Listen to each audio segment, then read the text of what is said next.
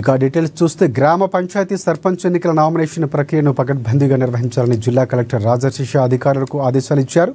శుక్రవారం ఇచ్చోడ మండలం కోకస్ మన్నూరు సిరికొండ గ్రామ పంచాయతీ, ఇంద్రవెల్లి మండలం ముత్నూరుతో పాటుగా ఉట్నూరు మండలం పులిమడుగు గ్రామ పంచాయతీలో ఏర్పాటు చేసిన నామినేషన్ల స్వీకరణ కేంద్రాల్లో ఆయన ఆకస్మికంగా తనిఖీలు చేశారు.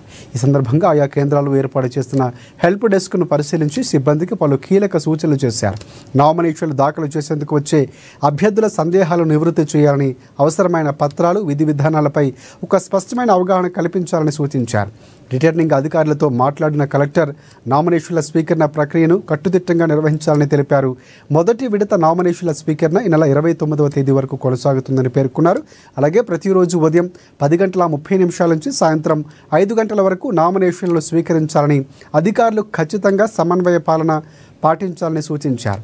ఇందుకోసం సంబంధించినటువంటి రిజిస్టర్లను తప్పనిసరిగా నిర్వహించాలని కలెక్టర్ స్పష్టం చేశారు.